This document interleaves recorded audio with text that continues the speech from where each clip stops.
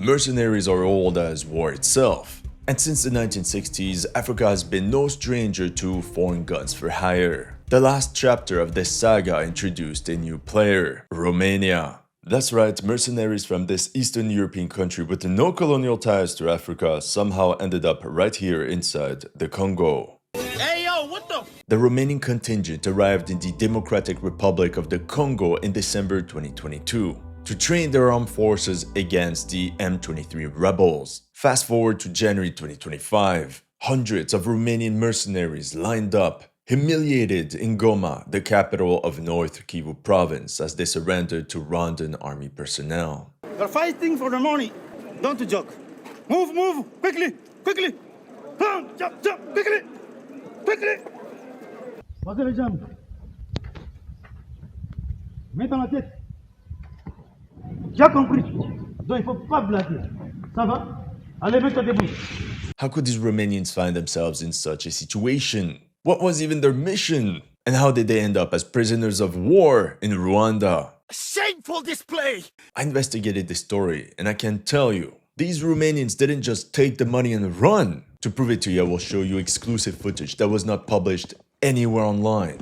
You will see the reality of fighting in Africa like never before, especially when we'll get to the part of the final days of the Battle of Goma. In fact, we can be sure that without these Romanian mercenaries, Goma would have already fallen many years ago. The truth is that these ROMEOs, like they call themselves, defended the capital of North Kivu province until the very end. The Romanians were only 300, while all their allies fled. They stood against thousands upon thousands of well-trained enemy troops coming from all directions. This is the untold story of the Romanian mercenaries of the Congo.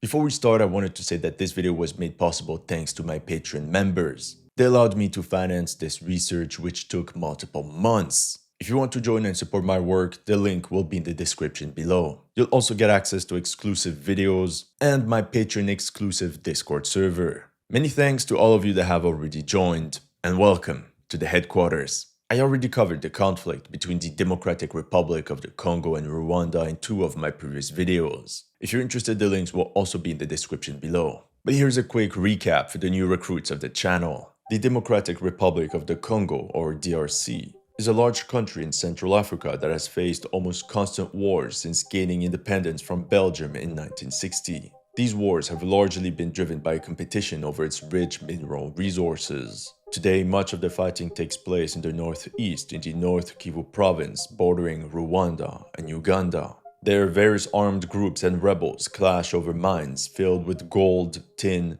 tantalum, and tungsten, minerals that provide essential components for modern electronics. This new war that the DRC faces has deep roots. But here's a summary of the current situation. After years of hibernation, on the 27th of March 2022, ethnic Tutsi rebels from the M23 movement went back on the offensive. From the bases in Uganda, they stormed the border town of Bunagana. From there, they spread across North Kivu province. But the 1st of November 2022, M23 detachments captured Rutshuru, with the northern flank secured. The rebels pivoted southwards and pushed towards Goma, where they stormed the Congolese military base in Rumangabo.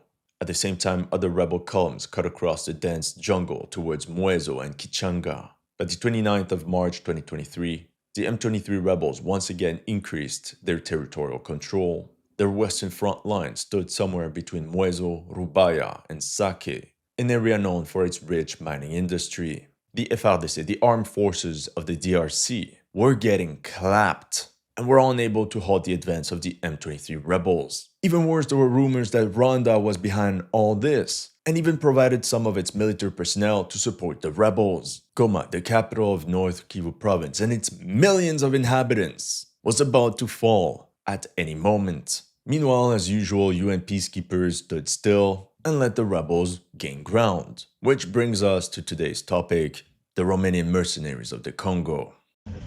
Ok, situația la doilea rănit, dacă poți să-mi dai unde e rănit. The first Romanian mercenaries discreetly arrived in the DRC on the 20th of December 2022. Their codename was Romeo. This is what they saw as they first drove through the hectic streets of Goma, a city pulsating with unrelentless motion. The Romeo headquarters is located at the Mbiza Hotel, right next to the Goma International Airport. From there, they would command all the operations. They were contracted by the Congolese government to train its armed forces, the FARDC, in order to bolster its military efforts against the M23 rebels. However, the DRC also had the belief that they could simply outsource this problem, and that the white man would solve everything. And this despite the DRC having a population of over 100 million. Actually, I just checked and it changed already. It's over 105 million. How come with all this youth they still have to rely on foreigners for their defense? For example, apart from the Romanians, you also had a panoply of smaller PMCs. There were Belarusian crews for the Mi-24s, Georgian pilots for the Su-25s, plus various mechanics and technicians from Bulgaria. These Romanian contractors were primarily affiliated with a private military company created by Horatiu Potra, a Romanian national, former member of the French Foreign Legion, and mercenary Giga Chad. The PMC he's created was known as RALF Roll, which stands for Romani care au activat in Legiunea Francesa, Romani Légion étrangère. As you can hear, the majority were former personnel of the French Foreign Legion. I mean, it makes sense. There were so many Romanians in the Legion at the time, and the French skills would be very important to train Congolese soldiers. So that's how the first instructors arrived in the DRC. I say instructors because their role was simply to train Congolese military personnel, at least initially. But we'll get to that later. We're talking about 8 squads of 7 to 8 men plus staff and support. In total, around 100 Romanians, plus a couple Toyota pickup trucks equipped with heavy machine guns like this 12.7 caliber Dushka. Because of his experience, Horatiu Potra imposed iron discipline on his troops. No alcohol or evening outings allowed in the city. For example, one of the Romanians sneaked out of the hotel to meet a Congolese woman at night. He did get some bunda, but he was also severely punished. He was sent back to Romania and forbidden from returning. No such incidents were reported after that. Now, as for their mission, the ROMEOs had a sound plan. You see, apart from being veterans of the French Foreign Legion, many of them already served in Afghanistan. There they got experience training Afghan commandos and turning them into a lethal military force. The plan was simply to recreate that model. They estimated 3 months to train an entire FARDC battalion, but as they would soon discover, TIA. What's TIA? This is Africa, huh? The Romanians had to start from ground zero. The ROMEOs arrived at this base, which looked more like a camping site. The Congolese soldiers were sleeping in tents or houses made of dried lava from the nearby volcano. There were not even walls around the base. The troops were also all very skinny. That's because nutrition was disastrous. 1 meal per day, and it mostly consisted of rice. I mean, the Congolese government did have the budget to feed its troops, but Africa. Turns out their officers were selling cans of food on the black market. Corruption is only bad if I'm not involved.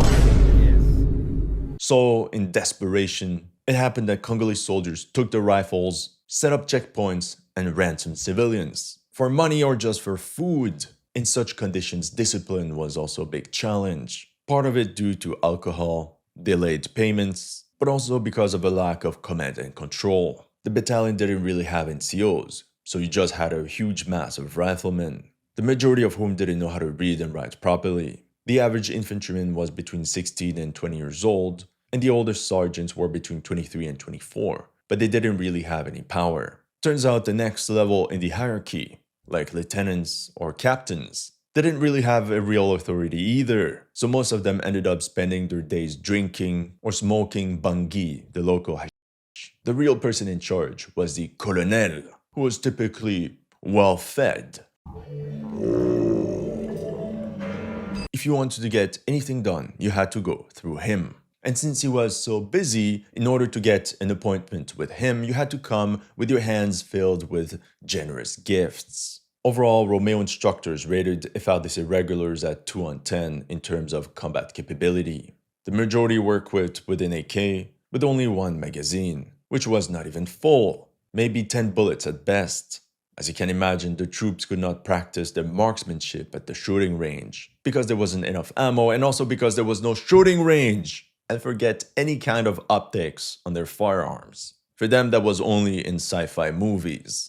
That means in battle they aimed like Star Wars stormtroopers, and even that is generous. Sometimes, if the colonel didn't spend the battalion's ammo budget on a new pair of Westons, the soldiers would have a second mag. But since most of them didn't even have a belt, many of them simply put that mag in their pocket. The moment the instructors ordered everyone to go for a run, well, these mags would fall and be lost. And to make things even worse, they had zero trigger discipline. For example, here's the typical situation. The FARDC would hold a hilltop. The enemy would poke at them with sniper fire. Then all the Congolese soldiers would run to their AKs and fire at will in the general direction of incoming fire. 1 minute later, they run out of ammo and they abandon the fort. Our men flee the battlefield! During these morning runs, the ROMEOs also saw something very particular. 50% of the men in the battalion had ripped boots. The rest had a mix of running shoes, slippers, and even sandals. There was a rumor that the battalion commander ordered 2 trucks full of boots from abroad for his men. But whoops, the trucks got stolen. Now you understand when I said that the Romanian instructors started from ground zero. Same thing for the following headlines. Why the Congolese army is no match for the M23? DRC, an ineffective army against the rebels. As you can imagine, turning this battalion into a lethal fighting force within 3 months proved to be more challenging than expected. One of the instructors, Valentin Junko, who served 17.5 years in the French Foreign Legion, said, "We only went there with 95 people, but we couldn't train thousands of Congolese soldiers who didn't even have the basic military skills." Meanwhile, the ROMEOs also had their own challenges. Many were selected as team leaders simply due to their French skills, but it quickly became evident that it wasn't because you could speak French, that they were qualified instructors or even competent unit commanders. On the other hand, there was a reason for this requirement. The ROMEOs also selected the Congolese soldiers that spoke the best French and selected them as unit commanders. So every team of Romanian instructors would have multiple platoon and squad leaders attached to them. The Romanians would tell them the orders and they would talk to their own men. This was done on purpose in order for the rank and file to respect the authority of the unit leaders. Nonetheless, after half a year of instruction, things started improving. In order to boost morale and build cohesion, team leaders would make their men dance and chant, something that is very popular in Africa. It's part of their tradition. Bulldozers were brought to flatten the training site. Wooden barracks were built, as well as bathrooms, medical facilities, and an admin building.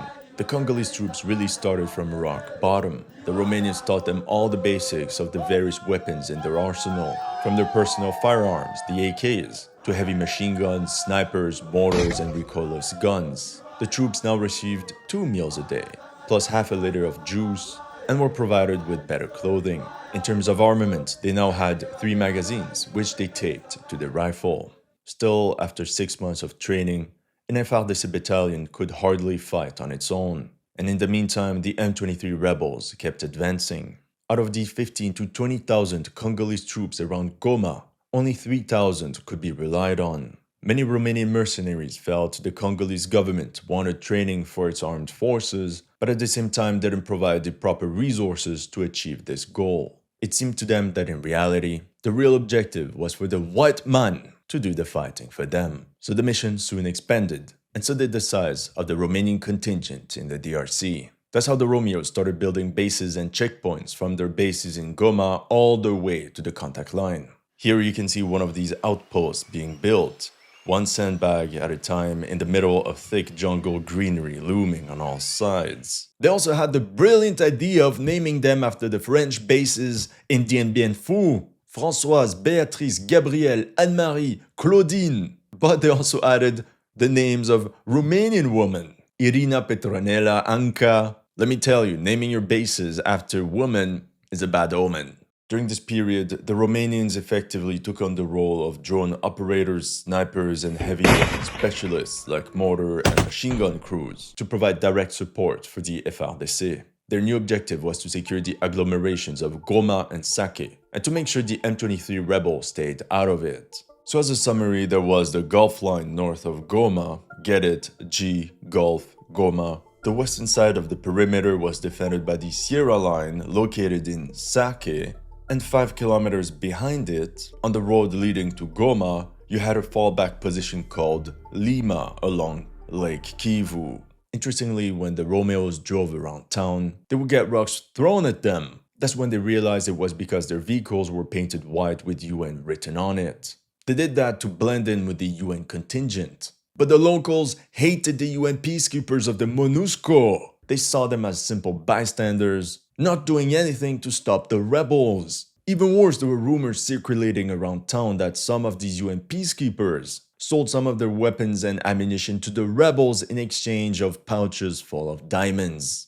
So many, I don't know what to do with them all. Hey, Aja.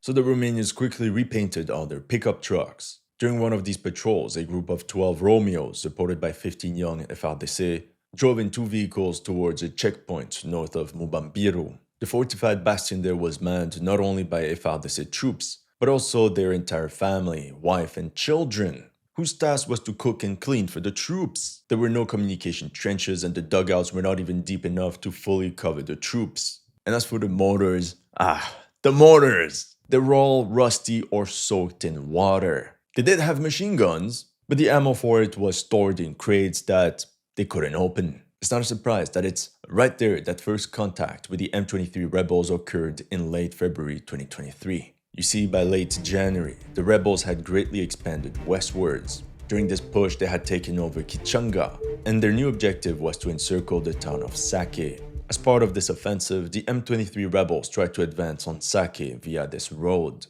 As fighting approached, thousands of fleeing civilians blocked all the roads, and hundreds of FARDC troops were just cluelessly driving around. The Romanian instructors were training their Congolese recruits when all of a sudden the banging started, and it was a bit too loud and too close to their liking. Horatiu Potra, the big boss of the PMC, was present and decided to react quickly. A quick reaction force of 3 teams of Romanian instructors aboard Toyotas was dispatched and positioned at key locations around Sake.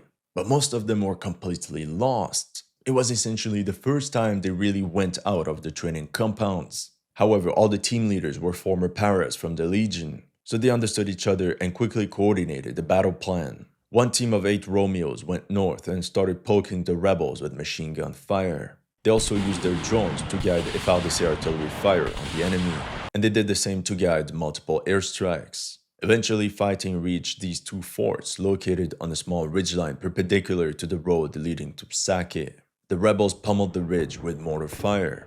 In turn, most FARDC retreated from their positions along the columns of fleeing civilians. In this footage, you can see the extent of this debacle from the perspective of the Romeos. Thousands upon thousands of civilians on the roads, which made the deployment of the Romanian Mercenaries to the contact line very difficult.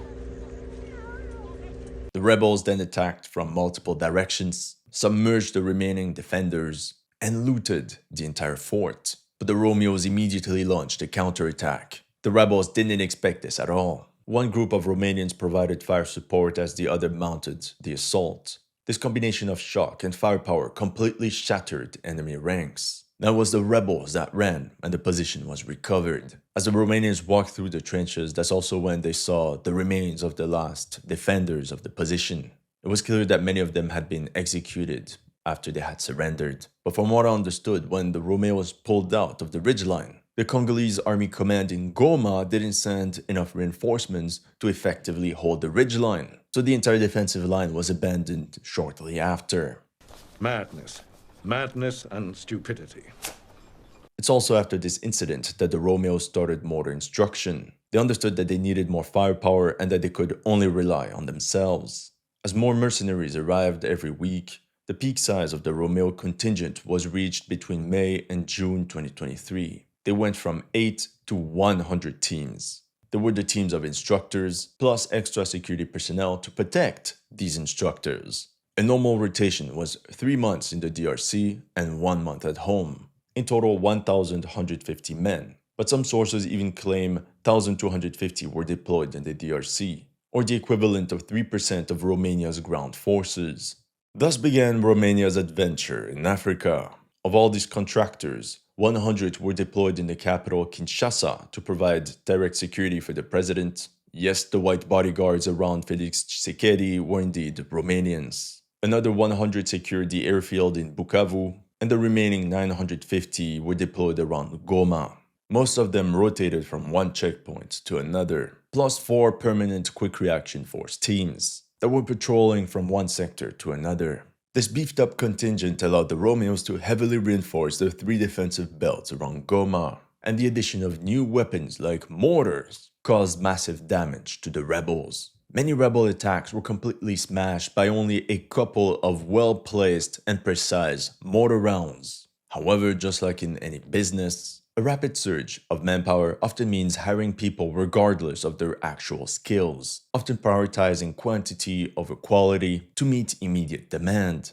That's how the Romeo contingent went from majority legionnaires to former SOF operators, 2 groups with completely different ideologies. As a result, tensions increased within the Ralph PMC. Many signed up just to make a quick buck. Yeah, because what I didn't tell you is that they were paid 5,000 USD per month, 2 to 3 times the salary they would make at home. Everybody jumped on the bandwagon. In comparison, the salary of a Congolese infantryman was about $100 a month. And that was when they were paid. So one Romanian mercenary cost about the same as 50 Congolese soldiers. But to be fair, one Romeo was also worth 50 to 100 Congolese troops. Here we can read, 7 Romanian soldiers who were on parental leave went to work as mercenaries in Congo. 466 reservist soldiers fought in Africa. Many of them are former and current police officers and gendarmes who reportedly took a year's unpaid leave to fight in this conflict zone. And then came the noobs, guys with no combat experience, and that only completed their 1-year mandatory military service 10 to 15 years ago. You even had taxi drivers with no military experience whatsoever that were hired just because they knew someone. There was also a demographic shift.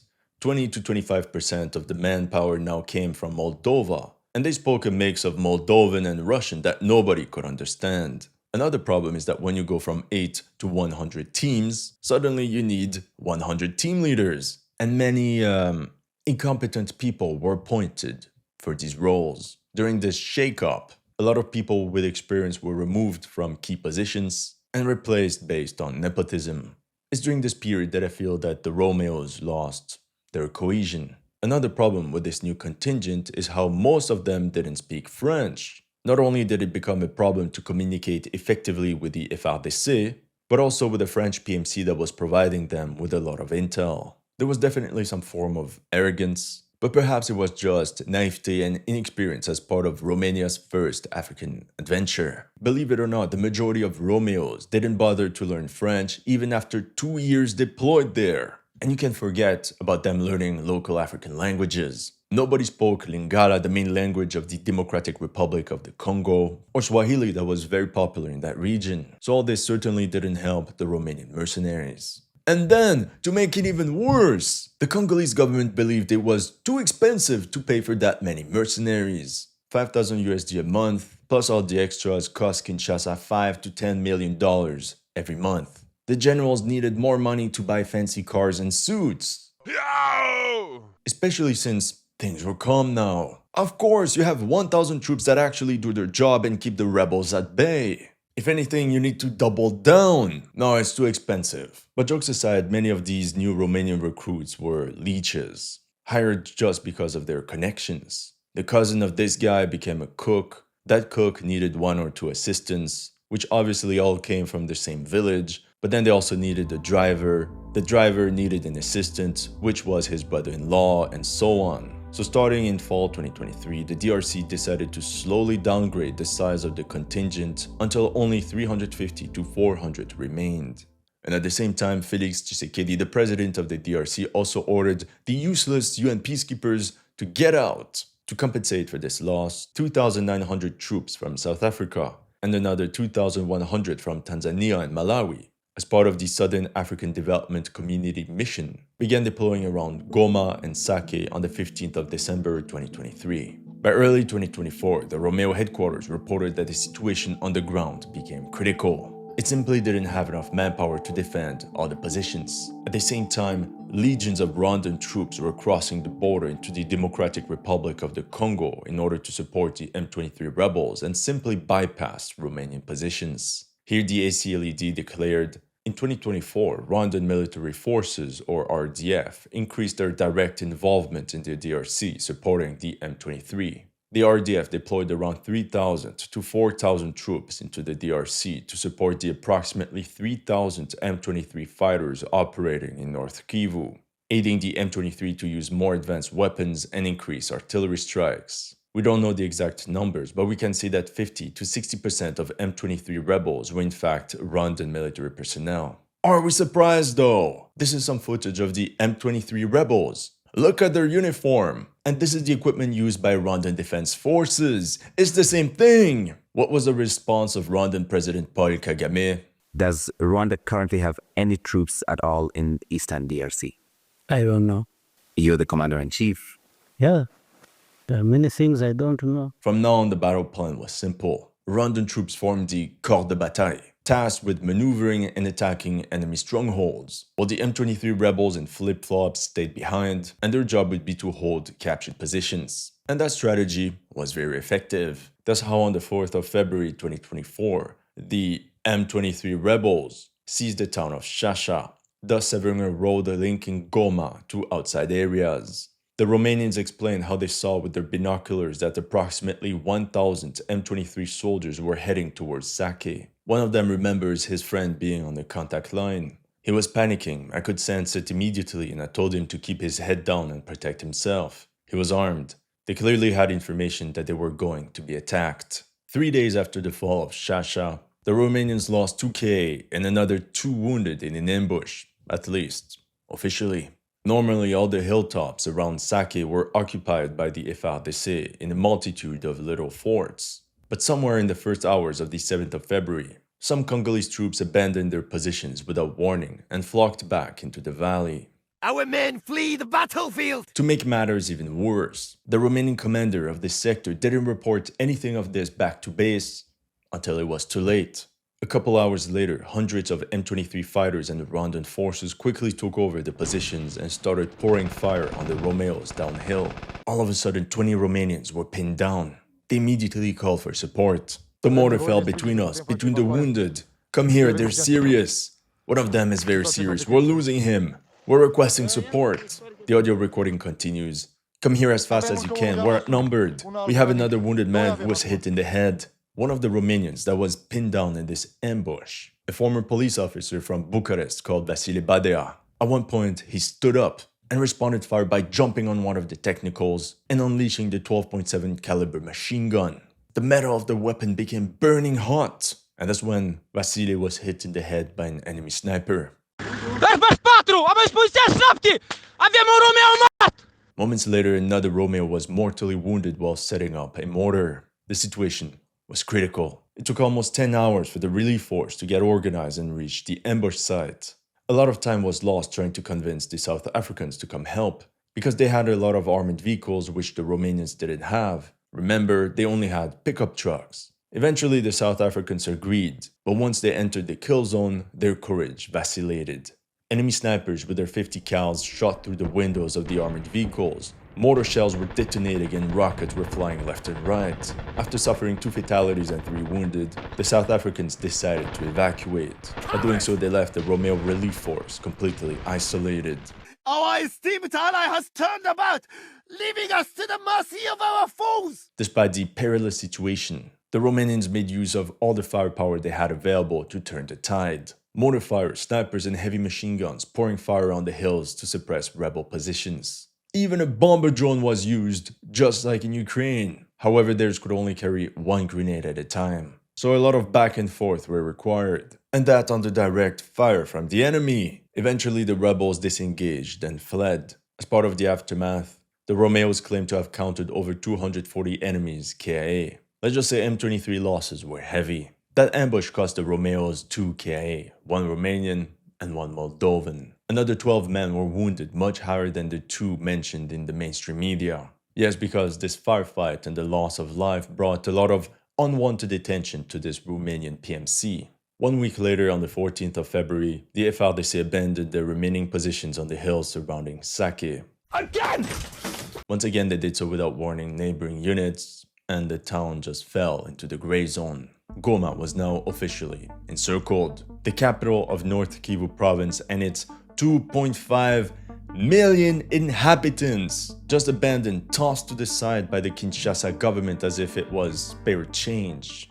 What a disaster! Supplies could now only be brought in by airplane via the Goma International Airport or by boat through Lake Kivu.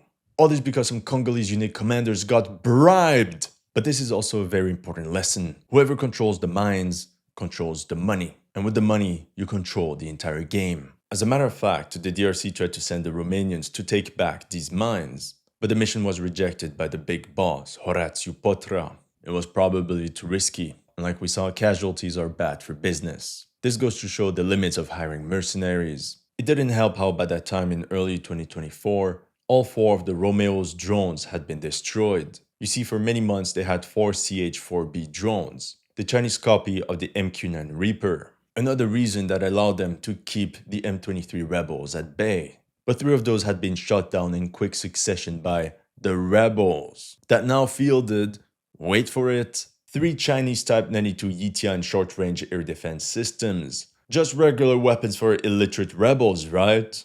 As a matter of fact, their last CH-4B was shot down on the 7th of February, the same day of the ambush. What about the 4th drone they had? Well, it was destroyed sometime before on a runway, when a local drove right into it with his pickup truck. Yeah.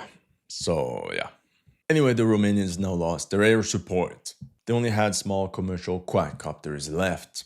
In such unfavorable conditions, the Romanian contingent was ready to depart from the DRC. Okay, that's it. Screw you guys. I'm going home. But Kinshasa convinced them to stay by beefing up each one of their teams with an entire squad of FARDC special forces. The ROMEOs rated them 7 out of 10. They had better gear and, most importantly, better morale than the regulars. Many of them were equipped with M4s, but due to low salaries, they often ended up selling their weapons on the black market. The running joke was that if the Romanians spotted one of them with an M4, they would say, "Oh, he's new. He didn't sell his gun yet." Apparently, even the ROMEOs bought gear and weapons from these FARDC special forces. The Romanians also demanded armored vehicles, because up until that point, they only had old pickup trucks. And their wish was granted. Here you can see some of the new American-made BAT UMG armored personnel carriers they received. Each one of those APCs can accommodate up to 8 soldiers in addition to a crew of 2, for a total of 10 personnel. Reportedly, the Romanians received about 15 of these BAT UMGs, which were absolute trash. These were intended for police forces. They were designed for riot control, not to sustain heavy caliber weapons and explosives like mines and RPGs. And that's not all. The chassis of this APC was ill-suited for the bumpy roads of the DRC. Just getting this thing to move was a miracle. With the loss of the hilltops around Sake, the ROMEOs were also forced to withdraw from the Sierra line to the Lima line, which they immediately reinforced. Here you can see what the fortifications looked like. Big walls of sandbags, complemented with bunkers and multiple firing positions along the way. Everything covered by the machine guns from the pickup trucks or the BAT UMG APCs. In this frame you can see the sniper pointing towards Sake and the steep hills now held by the rebels. As you can see, the flat open terrain would turn any frontal attack into a turkey shoot. The Romanian Mercenaries also built a similar line of fortified outposts north of Goma to protect the main road going towards the city. This one was called Gulf or G-Line. Just like on Lima, the Romanian Mercenaries built numerous bunkers and fortified outposts. However, an important aspect in this sector was to secure the surrounding hilltops overlooking the position and the road going through it. It's in that sector that on the 16th of June, the Romanians suffered another KIA.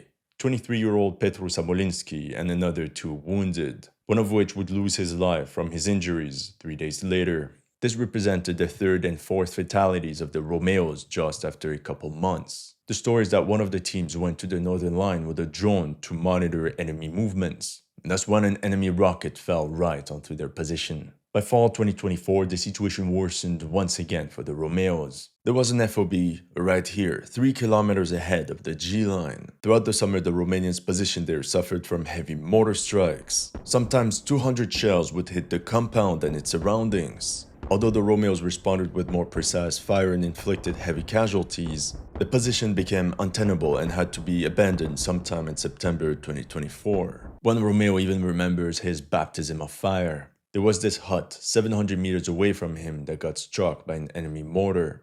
But then the shells started getting closer and closer, until the ROMEOs spotted one of the locals next to them that played the role of artillery observer. He was on his bicycle, staring at them, while constantly talking on his phone. And the moment he was arrested, magic, the shelling stopped. That guy later revealed to have been given 10,000 Congolese francs for this job. $3 and for his punishment, the Congolese soldiers just executed him on the spot, back against the hut. No trial, no nothing.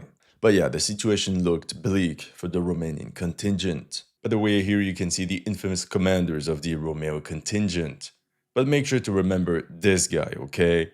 And it's also in September that the ROMEOs inside the HQ detected large enemy concentration of forces for what could be the final assault on Goma. Here are some of the documents of the little birds operating inside Rwanda, informing the ROMEOs of enemy movements. I have to blur it for security reasons, but it's all there. It confirmed that the Rwandan army established a command headquarters in Gisenyi, directly across the border from Goma. It also named all the Rwandan commanders present in various meetings. It mentioned how multiple battalions were deploying across the border as well, and listed all their equipment: 82mm and 120mm mortars, PKMs, 12.7 caliber machine guns, RPGs, 75mm cannons, sniper rifles, the type of weapons that can easily be transported by infantrymen across the jungle. Essentially the colonial Soviet soldier starter pack. According to these documents, the objective of this grouping was to break through towards Buhumba and outflank Goma via Mount Nyiragongo. Not only that, some RDF battalions were to reinforce positions inside the DRC already, to storm Sake and take Goma from the west. The battle plan was actually brilliant. It was a bold plan that required a lot of speed. The main attacks of the Rwandan troops were also listed in that document as night attacks using special forces, flanking maneuvers, or large-scale ambushes. Essentially the BBC doctrine: bypass, breach, and conquer. It's controversial, but the little birds also mentioned the presence of a company of 90 Polish mercenaries, mostly snipers, working for the rebels. Man's an imposter. That man is the imposter. The intel was transferred to the Congolese army command, but it seemed nobody up in the FARDC hierarchy paid attention to these warnings. Maybe it was just too big to be true. Just like most things in Africa, you know, there's always a very fine line between incompetence and outright treason. All the signs were there, but nothing was done. How were 350 mercenaries supposed to monitor and defend such a huge region? We can mention the direct involvement of thousands of well-trained Rwandan military personnel, how many key strategic positions around Goma had been lost, and how there was zero trust with the Congolese command. It was bad, really bad. Because of that, some members of the PMC started preparing escape routes. Just in case, you know. The plan was to secure some boats in the port of Goma, gather all the ROMEOs, and simply sail across Lake Kivu towards friendly lines. In this part I will focus on the Romanian Mercenaries, but I recommend you to watch this video where I cover the entire campaign leading up to the fall of Goma. Long story short, following the breakdown of the Luanda peace negotiations, Rwandan and M23 forces launched coordinated offensives beginning on the 4th of January 2025. This time, a reported 6,000 Rwandan soldiers were involved. Roughly 20% of the Rwandan Defense Forces were deployed in the DRC. Although this video dates from April 2025, you can get an idea of the never-ending stream of Rwandan troops that crossed the border into Congo. Hundreds upon hundreds of soldiers. On the 16th of January, the M23 captured Masisi Centre in North Kivu, and at the same time, they pushed northwards towards Alimbongo and Matembe. but that was a diversion by the M23. While Congolese reinforcements were flown to the north, the rebels and the RDF actually concentrated the bulk of their forces to the south. Like ants, entire columns of the Rwandan army advanced deep into the mountains. They're transporting all the weapons they need from one village to another. Here's a close-up of the gear used by the so-called M23 rebels. And if we zoom in, we can clearly see the difference between Rwandan military personnel and the actual rebels of the M23 movement on the right side. I mean, it's so easy to spot. That means you had some detachments only composed of Rwandan military personnel, and others composed of a mix of Rwandan soldiers and M23 fighters. And that was possible because there were so many Rwandan troops now deployed in the DRC, which really boosted the combat value of rebel formations. Anyway, that's how multiple Rwandan battalions stormed Minova, which was defended by Burundian contingent, one of Congo's allies. My friends, I have a lot of exclusive footage to show you now. Here you can see the mighty Burundians defending that part of the front. No, actually they're packing up. An entire company about to operate yet another tactical withdrawal in face of the enemy. Moments later, a Rwandan column took over that same position. That's how on the 21st of January, Minova in South Kivu province fell without a fight. The Romanians managed to get a recon drone in that sector and got a close-up of enemy infantrymen. In this footage you can see them occupying the Langwa Institute. You can easily recognize the U-shaped building and the school's distinctive blue walls. The Langwa Institute is located right here in the heart of Minova on a small hilltop. As you can see, Rwandan troops carry huge backpacks filled with various supplies and bivouac gear. Some transported water, some ammunition, and others heavy weapons. In this close-up, this guy is transporting food. These two are carrying RPGs, and the one at the back an ammo box. Every soldier was like a mule, which allowed columns to be extremely mobile and autonomous. You can also see detachment commanders with their infamous sticks. They were in charge of directing the march as they captured one settlement after another. Now that this maneuver was completed, M23 troops and their Rwandan allies could close the trap. 24 hours later, on the 22nd of January at night, the M23 took some boats and landed west of the Bulenga Peninsula. From there, they attempted a special military operation to outflank FARDC positions with an amphibious landing from this peninsula in order to flank the Lima line. But the Romeo sniper teams and bomber drones sank their boats. Disclaimer, in my previous video I said that the M23 managed to land troops on the shore, but turns out they didn't. Nonetheless, the M23 forces positioned on the Bulenga Peninsula still represented a constant threat to the Romanians due to sniper fire or mortar teams. On the 23rd of January, FARDC positions in Sake collapsed. One of the strategic hilltops in Sake still held by the FARDC was only defended by 100 Congolese soldiers. All of a sudden they came under precise mortar fire and they simply ran away. Our men flee the battlefield! Oh shit, here we go again.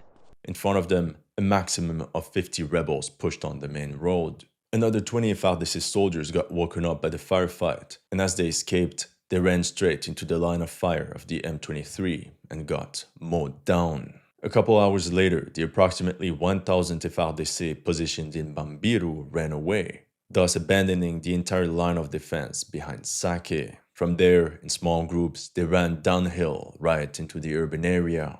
If we zoom out, we can see the exact hill that was recorded in this video, and the first houses of Sake at the bottom. Pay attention to this square-shaped building with a red roof. Using satellite images, we can easily recognize that building right here, and the hill overlooking the town. From these hills, the M23 and Rwandan troops leaped into the town, and by noon, Sake was under enemy control. The Rwandan columns advanced to the streets, now deserted by its inhabitants. We can see how some of the troops were equipped with PKMs, and others with RPGs to fend off enemy vehicles. They also positioned some of their SPG-9 recoilless guns that fire 73mm rounds at an effective range of 800 meters. And to counter possible enemy helicopter attacks, the Rwandans also positioned multiple 12.7 caliber machine guns across town. As a result, entire columns of Congolese troops started converging towards the Romeo-Lima line. Not only them, but also all the UN peacekeepers. An armored column came from Goma to evacuate them, and that's when one of the Uruguayan APCs was destroyed. So when you have posts like this one claiming the mercenaries were the first to flee, you know it's just not true. It's pure BS. Just imagine what would have happened if the Romanians hadn't been there. Goma would have fallen a long time ago. While all the units withdrew in chaos, the Romanians were the only ones to stand their ground. Right behind, tailing them, entire detachments of Rwandan troops ran through the dense trench networks they built over the past year. Now you see the Lima line was only defended by 60 Romanians and an equal number of Congolese special forces. From these fortifications, the ROMEOs already started shelling the enemy forces inside Sake using their mortars. Meanwhile, hundreds upon hundreds of FARDC regulars just sat on this ridgeline, right behind the Romanians like a herd of cattle. All sense of command and control had broken down. The M23 fighters and Rwandan troops used the rest of the day to regroup and prepare for the next assault. The next day on the 24th, the approximately 750 South Africans deployed in Bambiru came in contact with rebel forces.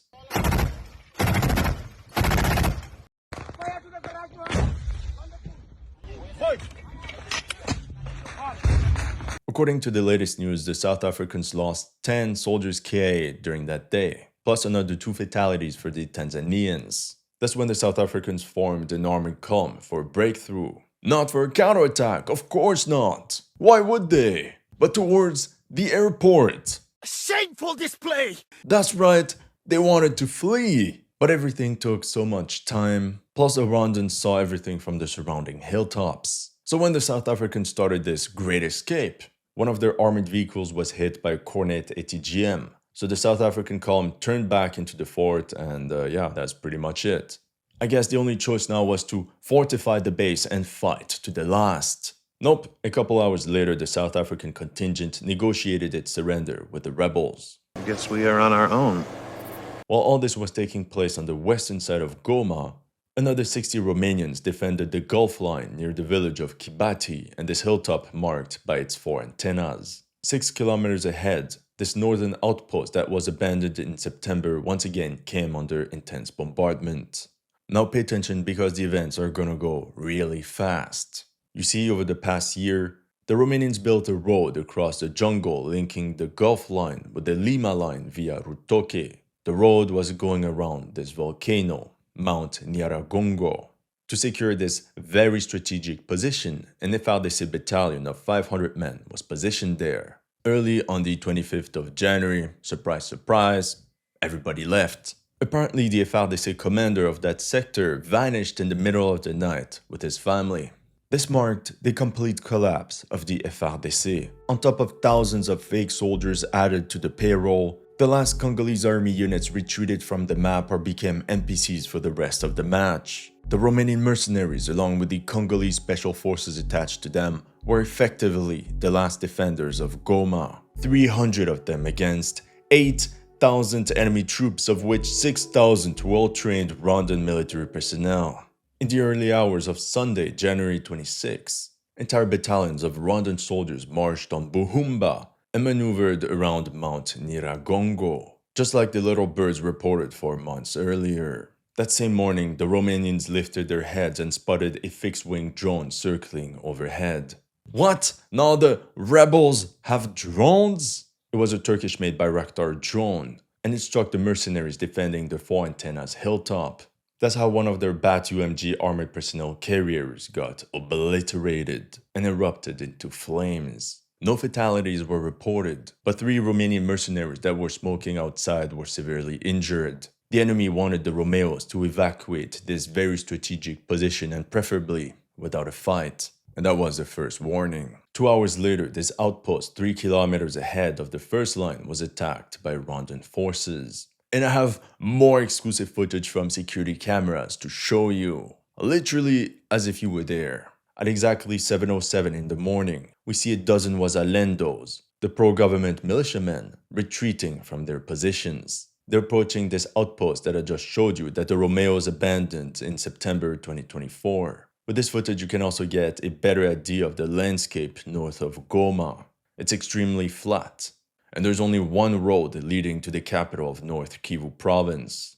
At 7:12, instead of taking position inside the outpost, the Wazalendos just walk by. They reached the border of the map and they just vanished. Would it be possible that they have been bribed to abandon their positions? Just like all the others! In the distance, we can see the enemy firing the first RPG rockets. By 7:41, the rebels arrived, numbering about 40 people. This guy here then kneels and tries to snipe the security cameras with his RPG. I mean, good luck, bro. The leading elements then fired the first rounds towards the outpost. But as you can see, there's no tactics at all. A couple mortar rounds, a sniper, and a couple PKMs would have been enough to send this entire group to Valhalla.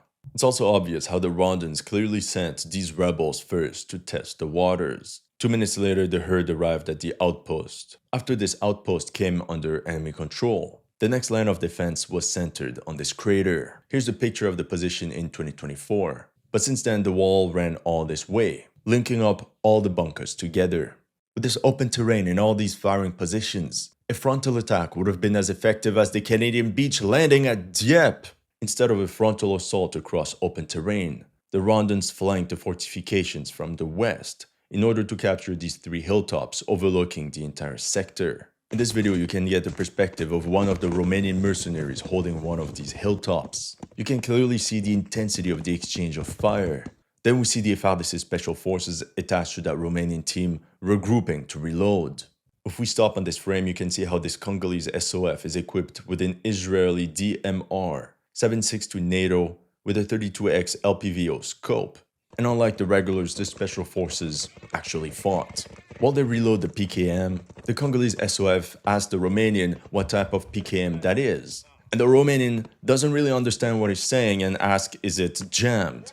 To which the Congolese just says yes. And then the Congolese SOF reloads the perfectly functioning PKM. In summary, the conversation was a mix of French, Romanian, and English. But then, moments later, everyone calls for a ceasefire. Mind you, while the enemy keeps firing. That's because the FARDC commander in that sector ordered all his forces to fall back. He also ordered the Romanians to stop shooting at the approaching soldiers to avoid a friendly fire incident. Not only did the ROMEOs keep shooting, but they honestly thought the Congolese had turned their guns on them. They later learned that it was M23s cosplaying in FARDC uniforms, whose goal was to spread chaos in enemy lines. That position was eventually abandoned as well. Remained the hill with the 4 antennas. That's when the second wave of Rwandan troops entered the battlefield, and in a hammer and anvil type of operation, they just flanked the Romanian G-line. You would think that this entire border with a clearly hostile nation would be saturated with hundreds,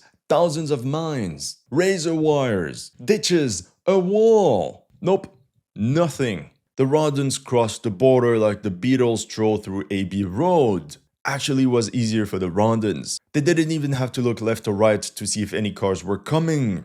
At the same moment, the ROMEOs holding the Lima line were very confident in their defenses as they had managed to keep the enemy at bay, all the while inflicting heavy casualties. Now, the drama of this entire story is how the Romeo headquarters kept reporting to its troops on the ground that everything was under control, until the lie was too big and they had to face reality. All hope is failing, my lord! The battle is almost done! Eventually, to avoid encirclement, the ROMEOs on the G-line withdrew from their positions. By 5 p.m. the battle was over. Rwandan troops had taken over the fort and started unloading their equipment. We can clearly see the antennas after which the position was named after. Same thing for Lima, the fortified position on the ridgeline protecting Goma from the west. Once the right flank had been turned, there was no point in staying. In this video, we can see a column of Romanian vehicles driving through the slums on the western side of Goma. It was GG well played. During this withdrawal, a couple hours later, a Congolese T-55 tank drove right into a Romanian ambulance. You can even see the special forces escort attached to every Romeo detachment. In the end, all the Romanian mercenaries fell back to the city center of Goma. However, the city itself could hardly be defended. It was too spread out and there were just too many civilians in the way. And let's just say the Romanians were not about to pull a Manila 1945, if you know what I mean. In this footage, you can spot some of the ROMEOs preparing additional defenses and securing the perimeter around the airport. Yep, the airport, that was really their lifeline. This place was now buzzing with activity. Apparently, due to all the chaos, one Congolese soldier accidentally fired on one of the ROMEOs, seriously wounding him. Further north, some FARDC detachments tried to launch a counterattack to push back the Rwandans from the northern outskirts of Goma, but let's just say that didn't bring any results. By the 26th of January around noon, it quickly turned into a sauve-qui-peut, every man for himself. The first to leave were the members in the HQ, plus all the support staff and personnel that was working in the hotels. They took their stuff and drove right for the airport. Meanwhile, the big boss, Horatiu Potra, was abroad. He was stuck in Ethiopia because his last flight into the Congo was cancelled. But still, from there he managed to get in touch with the Georgian pilots on the tarmac, whose airplanes were ready to take off. He planned an entire airlift operation and secured a good deal. Every Romeo would have to pay 2,000 USD for a spot on the plane. But when the Romanians approached these aircraft, the Georgian pilots, like sharks smelling blood, increased the price of the tickets to $5,000. And they also said, "We are not flying back." It was one way only. The entire plan crumbled. For the Romanian mercenaries, this was their Dunkirk. Fuck. That's how a first group of 10 Romanians bought these overpriced tickets and flew to Kinshasa. They really didn't want to be captured by the enemy. Who knows what could have happened to them, right? I mean, their body parts could have turned into lucky charms or amulets for the locals. 1 hour later, another plane carrying 40 Romanians departed for Bukavu, where they linked up with 50 Romeos already in that city. Meanwhile, the Romanian rank and file defending the airports didn't understand what was happening. They didn't understand that it was game over. Nobody had told them that all the defensive lines had been breached. You can see them watching one aircraft after another just taking off. But there was also an interesting story. The pilots of one of these aircraft, maybe Georgians, maybe Belarusians, actually waved at the Romanians for them to come in. But due to the entire confusion, the Romanians just thought they were waving goodbye. Looking at this opportunity, 1 minute later, some Congolese troops rushed in and boarded the plane. They didn't have cash, but they had big, intimidating guns pointed at the heads of the pilots. Look at me. Sure. I'm the captain now. When the Romanians also reached their plane, one of the Congolese stopped them and said, "Why are you boarding the plane? You're paid $5,000. You stay and fight." And as a threat, emptied an entire magazine on the ground. As a result, everyone backed off. It's not even done. Then it's an FARDC colonel that showed up, threatening every one of his soldiers with court-martial if they didn't leave the aircraft and go back to their positions. 2 soldiers went out, only to be replaced with another 2. It was complete chaos, and that's how the last aircraft took off from Goma. At 4 a.m. on Monday, the 27th of January, the first M23 rebels and Rwandan soldiers entered Goma. Pockets of resistance still held out for the next 24 hours, but eventually the FARDC tactical grouping defending Goma melted away. Either they deserted and took on civilian clothing, or they simply laid down their weapons. Here you can see a platoon of Congolese soldiers fleeing across the border in Rwanda to surrender. In the middle of this debacle, the window of opportunity for an orderly withdrawal across Lake Kivu was closed. The ROMEOs were trapped, their backs against the wall. The next day, on the 28th, huge crowds gathered around this new army occupying Goma. I listened to some audio messages from locals in that area, and all of them say that the soldiers they hear speaking are foreigners, more specifically, Rwandan. In this footage, you can see the lions of Sarambwe, like they call themselves, at the gates of Goma's international airport, the ultimate symbol of their victory over the DRC. That's also where they humiliated Congolese prisoners of war. You can see dozens upon dozens of Congolese army POWs. Shortly after, the Rwandans ordered everyone to sit down and then to advance into a painful seated shuffle, inch by inch. Meanwhile, Rwandan forces also took possession of the port to prevent any escape of enemy troops. The jaws had closed down. Moments later, William Goma, the spokesman of the M23 movement, made his entry into the capital of North Kivu province. Due to this debacle, M23 troops also got their hands on enormous amounts of weapons, ammunition, and vehicles. In this footage, an entire football stadium filled with up to 4,000 Congolese prisoners of war. Thousands of them were then transported to the rear. Despite sporadic firefights, the majority of the city was controlled by the M23 movement as of early January 29th. Now what happened to our Romanian mercenaries? After the evacuation plan failed, there was a second option, one that had been discussed long before: fortify one of the hotels and make a last stand. They had plenty of ammunition and it would make for a heroic end. So on top of not taking the evacuation plan seriously, the Romeo commanders hadn't prepared any fallback positions or defensive setups. So when the time came, they were completely exposed and desperate. That's when they contacted the Romanian embassy in Angola or the one in Rwanda, and they were told to move to the MONUSCO base. However, when they got there, the UN peacekeepers told them they could only enter as non-combatants. So here you can see all the pickup trucks and armored vehicles that were left behind.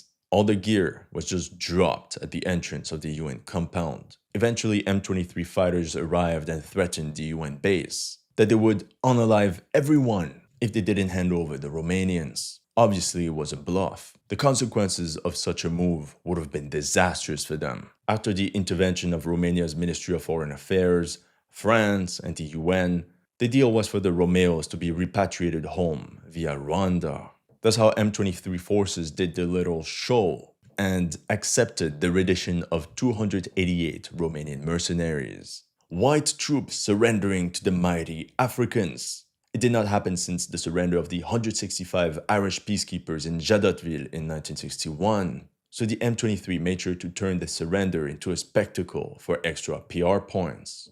Vous cherchez l'argent, hein? You're fighting for the money. You're fighting for our life. Don't joke to M23, my bro. Don't joke. That is army for the people. Don't joke. Don't joke. Move, move, quickly, quickly. Jump, jump, quickly, quickly, quickly. Hey, hey, hey, quickly, quickly, quickly, quickly. Passez les jambes. Mets dans la tête. Tu as compris? Tu as compris? Donc il faut pas blaguer. Ça va? Allez, mets-toi debout. The Rwandans also made sure to place the Romeo commanders first in line, including our infamous Redbeard. Before, after. William Goma, the spokesman of the M23, also denied any Rwandan involvement. If Rwanda wasn't supporting you, could you have taken Goma? No. Could you have taken Goma without? That is not true, my sister. So Rwanda Nous hasn't sommes been... une armée du Congolais. We are a Congolese army. We are Congolese. We fight for a fair and noble cause. We are Congolese. We are not helped by Rwanda. No, let's talk that. The Romanian mercenaries were then brought across the border in Rwanda, where they were lined up and searched one by one. From there, they were taken by bus to Kigali, the capital of Rwanda. Apparently, they were well treated. They got extra food and nobody touched their money. Rwandan troops were professionals and acted with discipline. In the end, these mercenaries were allowed to fly back home to Romania from Kigali. They landed in the Bucharest International Airport at relative discretion, where friends and family were waiting for them. Just like the Irish peacekeepers of Jadotville, the Romanian mercenaries of Goma fell in disgrace, and the Romeos have to stay on the low. They also didn't get paid for the last 2 months of work abroad. Potra, the boss, told everyone to be patient. That's when, on the 17th of May, Politico released this article titled "The Shadowy Warlord Behind Romania's Wrecked Election." Horatiu Potra, an ally of banned candidate Călin Georgescu, is accused of plotting an insurrection. A lot of money was seized in Potra's apartment by Romanian authorities. Thousands upon thousands of dollars separated in 300 to 350 envelopes. That's right, the money to pay for the Romeos. Well, all the cash is gone now. Meanwhile, in Congo, M23 troops and their Rwandan allies continued their offensive southwards along Lake Kivu. FARDC detachments just fled. And on the 16th of February, the M23 captured Bukavu, the capital of South Kivu province, and home to over 1 million inhabitants. Right after they launched a double offensive where they advanced another 50 to 70 kilometers towards Mwenga and Uvira, at the border of the DRC and its ally, Burundi. Once again, the FARDC are getting clapped like no tomorrow. Who knows, maybe the Romanians will be called for Season 2. But right now, there's other plans. Eric Prince returns to the DRC amid US mineral security push. US firm Blackwater deploying Colombian mercenaries in the DRC. So this concludes the story of the Romanian mercenaries of the Congo. That's all I have for you today. Let me know in the comment section what you thought of my analysis. If you're new to this channel, make sure to like and subscribe. And if you want to support my work, make sure to check out my Patreon or PayPal. The links are in the description below.